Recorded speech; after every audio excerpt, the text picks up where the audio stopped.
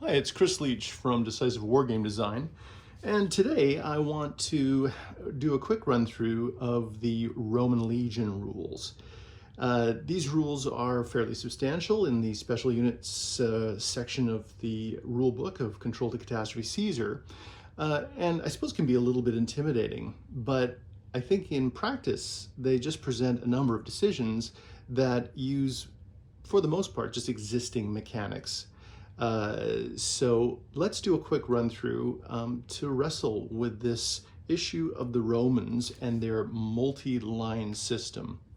What we've got here, just to describe the situation, is we have a Roman legion unit, heavy infantry, and I have modeled it with 28 mil figures, frankly, in a bit of a scant way. I like having more figures, but my grid box is fairly small.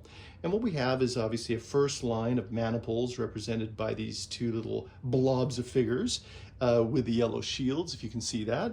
This represents the Hastati, and then the princeps in the second line represented really just by one little blob of figures, and then the third line of triarii.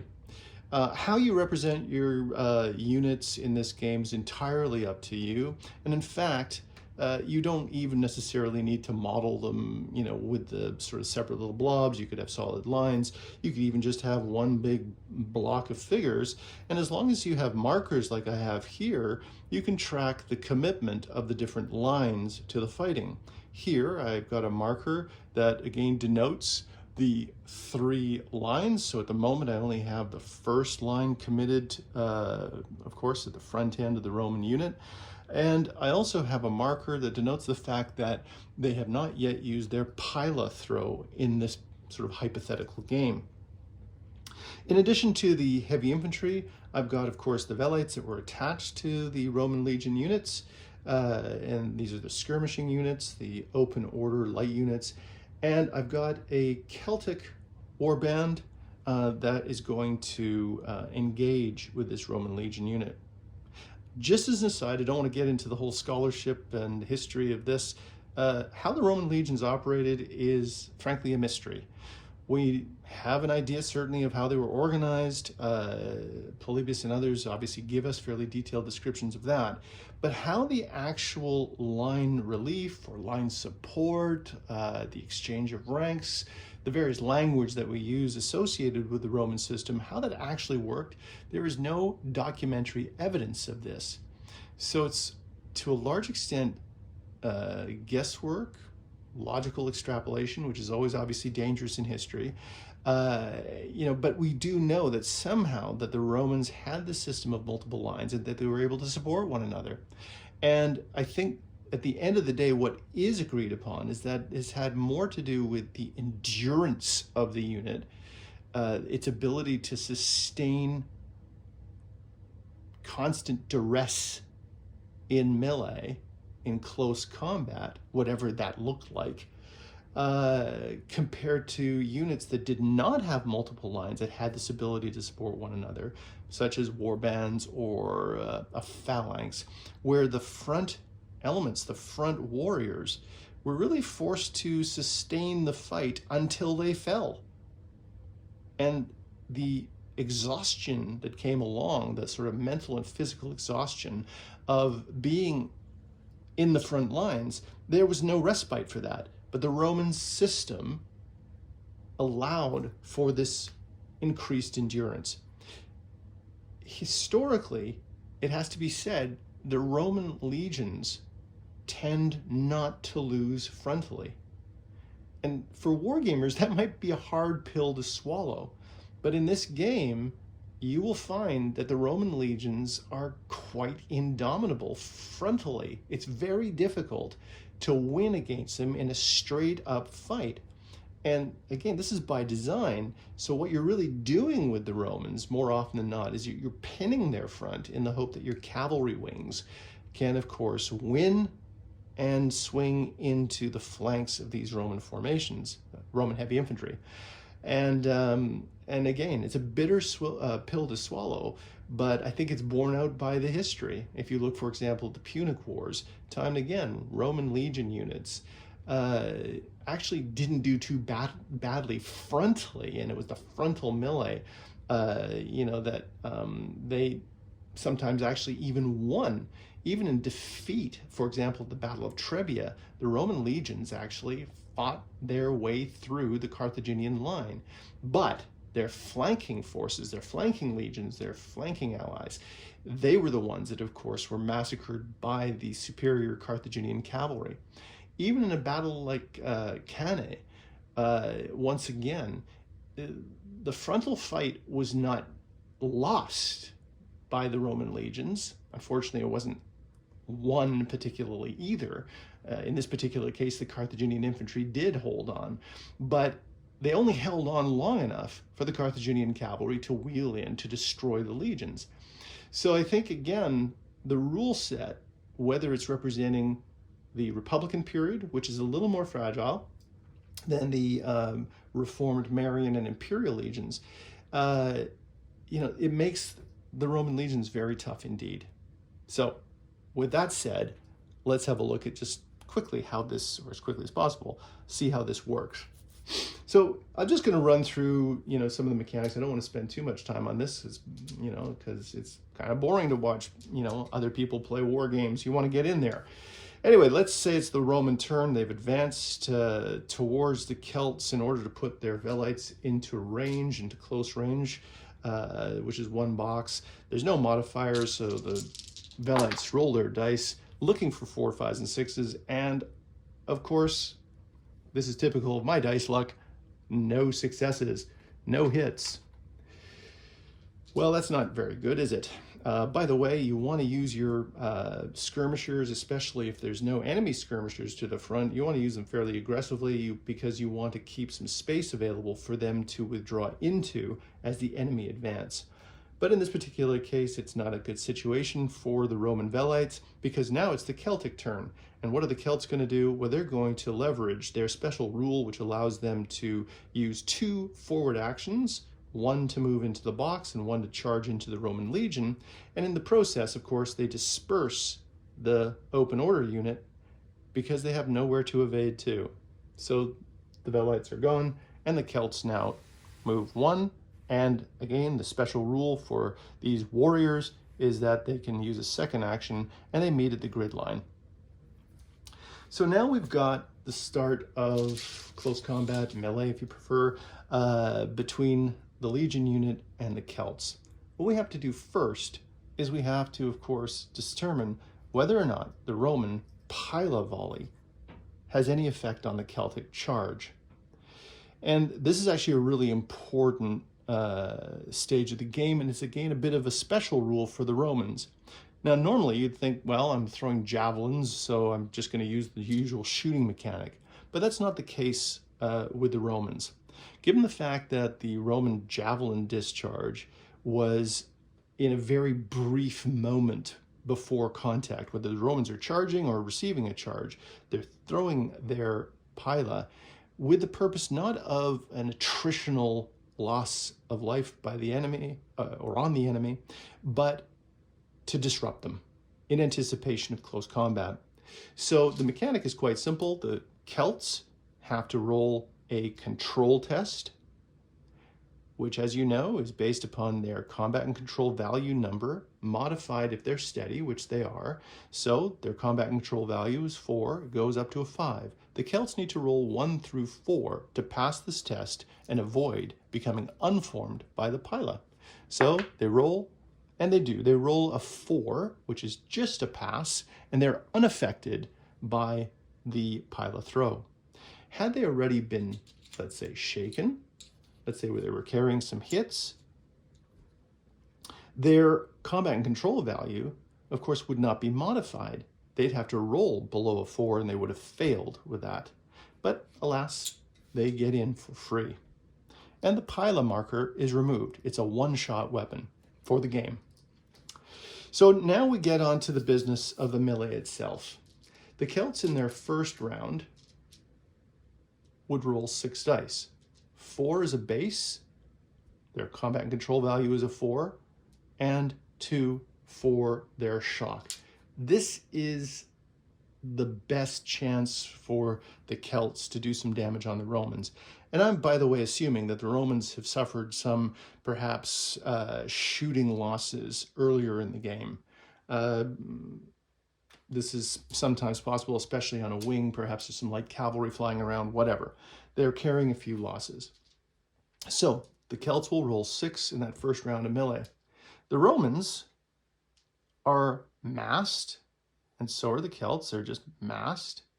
And so there's no advantage there. They actually carry no particular advantage in the combat in terms of number of dice thrown. They're just going to roll their standard 4 based upon their CCV. So I'm going to roll the dice, but for purposes of this video, if the dice sort of don't model what it is I want to just run through in terms of the Roman line support, I might amend the results. A bit cheesy, I know, but fair enough. So the Celts are going to roll again. You always need 4, 5s, and 6s. Whoops. And the Celts score 4 hits. And 2 misses. So 4 hits on the Romans. The Romans are going to fight back, and they roll. Whoa! They also got 4 hits.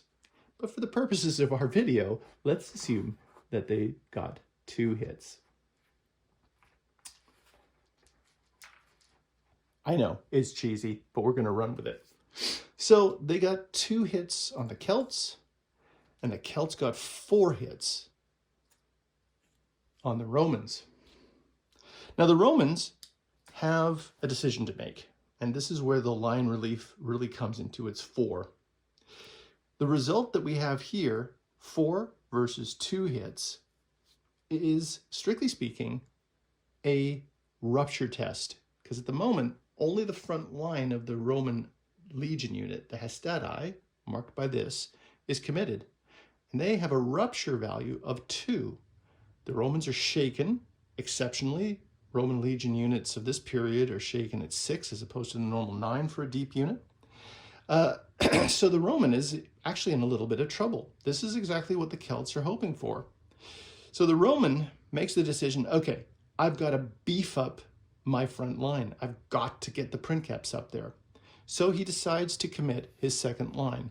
So we move that marker to show 2, and now the princeps are up there. And this automatically, without it rolling any control tests or anything, automatically increases the effective depth of the unit. They are now at a depth that their rupture value goes up to 3. The difference in hits was 2, 3. The Romans have secured themselves, and there is no risk now of a rupture test. But there is a question of how orderly was this advance of the princeps into the fight. And here we roll very briefly. And by the way, this all unfolds quickly once you understand the rules. You roll a control test. So as soon as you make the decision to move forward, you know that there's no rupture test. And let's see if the Romans do this successfully. They do not. The control test is a failure. Had it been a success, had they rolled low, they're shaken, so below their regular combat control value of 4. Let's say it rolled a 2. The Roman could say, okay, I'm going to, in addition to beefing up my line with the princeps, I'm going to re-roll my melee misses.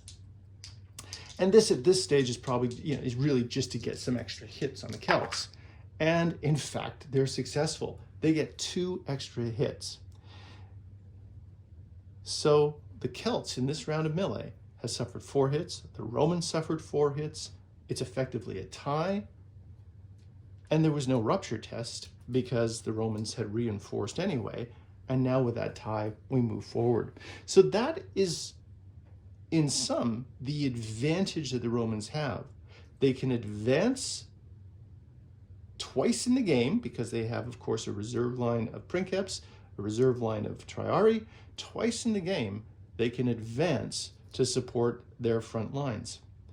And in doing so, not only do they beef up the line with regards to a rupture test, but they also have the chance of re-rolling their dice for hits, which they were successful in doing this time, resulting in 4 hits each.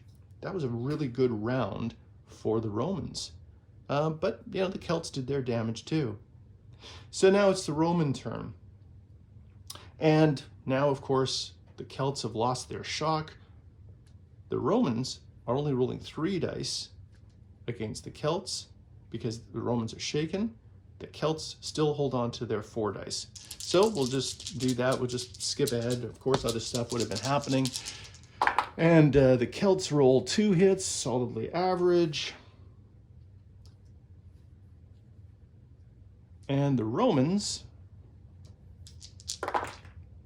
whoa, they get 3 hits on the Celts. That's impressive.